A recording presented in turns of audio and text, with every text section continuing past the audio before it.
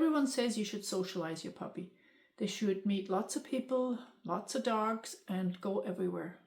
And if you don't do enough, your puppy might develop problems later on. On top of that, everyone says there's a socialization window that closes at around 4 months of age. But here's the question that nobody really answers. Can you actually do too much?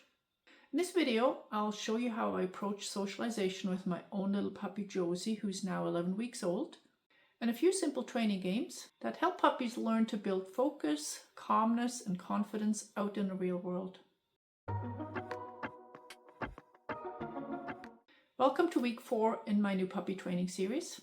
I'm Gisela Grieser. I'm a professional dog trainer and behavior consultant, and I'm here to help you train your puppy using positive methods that are built on modern behavior science. But first, what does socialize actually mean? One definition that I found says, socialize means to mix or spend time with others in a friendly setting, and also refers to teaching children or animals how to behave in ways acceptable in society. So really, socialization is about learning appropriate behavior in the world. But for many puppy owners, this turns into something very different.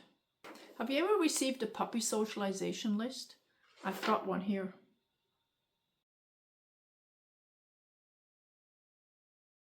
Some of the things recommended to do every single day include meeting lots of people, like 50 men, children, women, every week. I don't even meet that many people.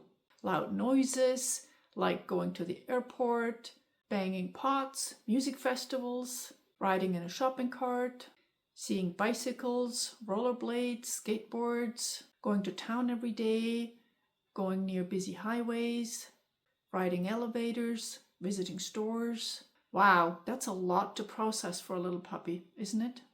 When I look at lists like this, I see a huge potential for things that can go wrong.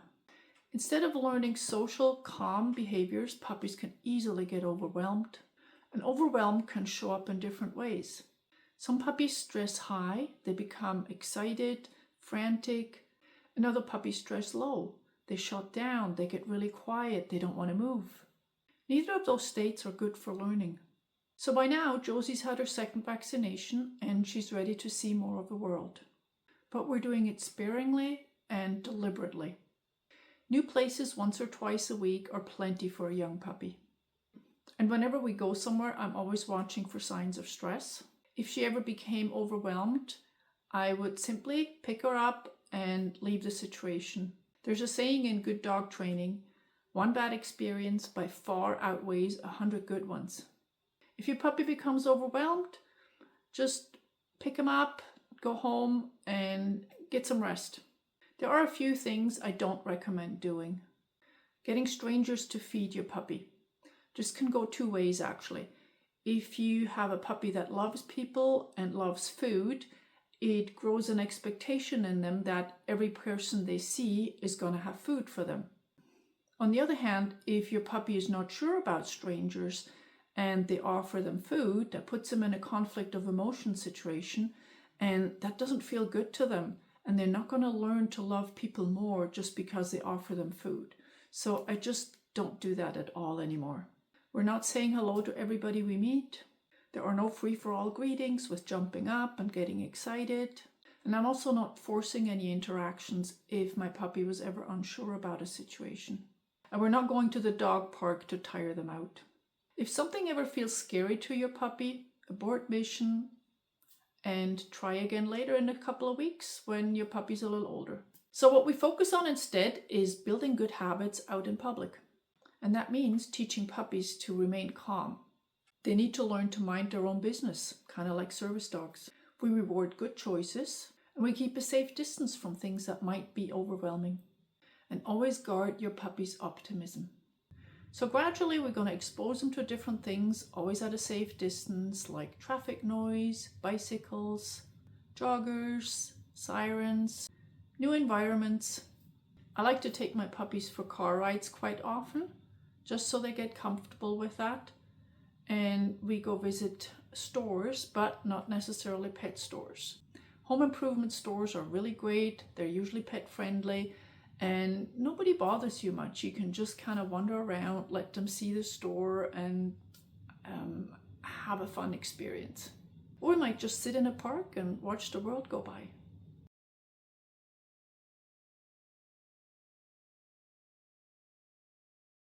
But socialization isn't just about seeing the world. It's also about teaching the puppy that you are part of the fun. Because when the environment gets exciting, we still want our puppies to pick us. So one of the games we play to make recalls exciting is called Funder. It turns coming back to you into a lot of fun, and I'll show you exactly how we play it. Today I'm going to introduce Josie to a fun little recall game, and I'll just show you what this looks like.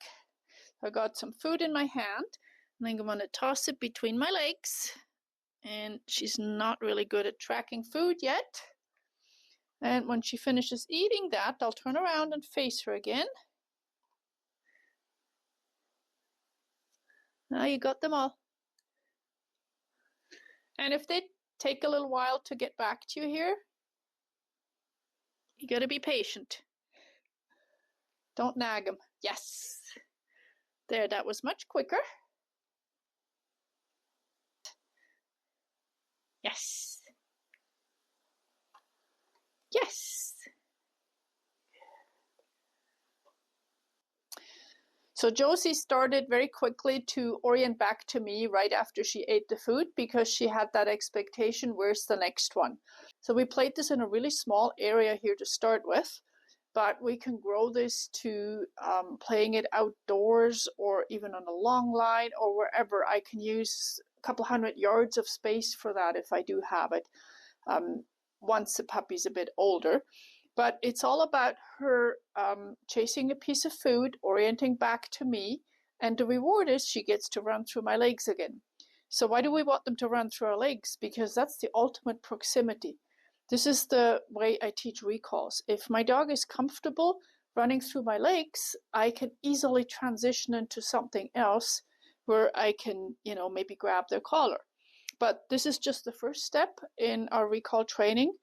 And we're starting this in the house, and then we're going to take it outside when we can. But engagement is only half the story. Puppies also need to learn how to settle around other dogs. One way we practice this is through boundary games. A boundary is simply a defined place like a dog bed or a mat where the puppy learns to relax and to down-regulate their excitement level. In this session, Josie got to practice alongside Davy, who's her best friend and wrestle partner. Sessions like this teach a puppy that it's possible to be calm around other dogs. It's not always just wild play and craziness. So what I'm going to work on today is doing boundary games with two dogs. Davy is experienced with that. He knows his job. But I've only focused on Josie by herself so far. And now it's going to be between her and Davy that I'm alternating feeding, and they just had it in their mind that they wanted to wrestle and play, so that's a perfect opportunity to see if I can redirect her mind to a calmer activity. We can't have WrestleMania all day long here. There, that's really nice. And every time I feed him, that's a bit of a distraction for her, and she's not getting anything at that point. So this is what we're going to start to work on every day. Good. I'm able to slow down the rate of reinforcement, how quickly I feed. Her head is lowering. So the boundary has already become a really powerful tool to change their level of excitement in my household. Good.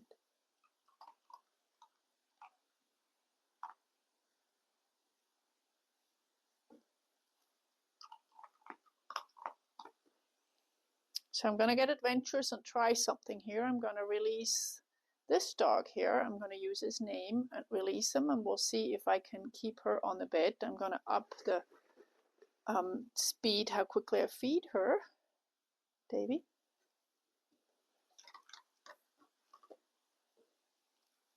Good. Good job, girly. Good boy. There you go. she's actually more settled than him.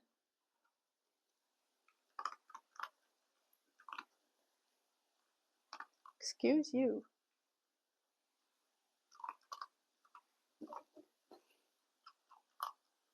Good job, girly. Very nice. Well, this doesn't look very exciting, but this is really exciting for me that I'm able to do this.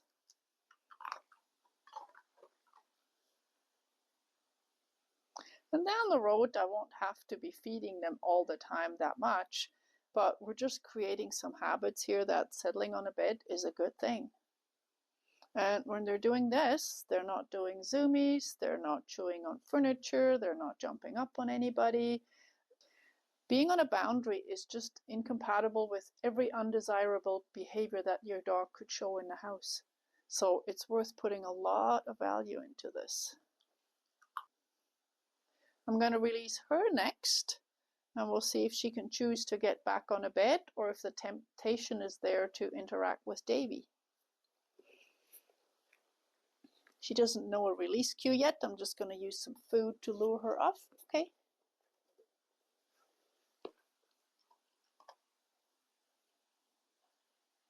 Now she has to make a choice.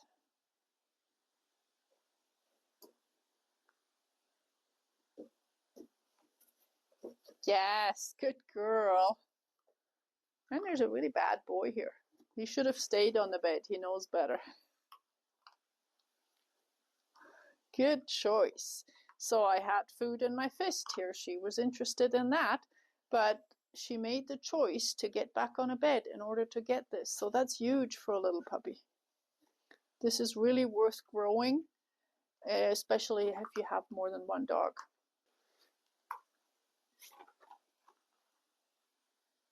Good, that was a great first session doing multi-dog boundaries. And after a training session, it's really useful to teach a puppy how to relax even more. And a simple enrichment activity that I like to use is a lick mat. We're just using some of her daily food in a different way. So I've prepared a little lick mat for Josie. There's some yogurt on it and some raw food, but you can use any kind of soft food. And smear it on a lick mat that you can purchase in lots of places. And there's a nice little meal, and the dogs have to work for it. It engages their senses, and they really enjoy eating like this. So much more fun than out of a bowl.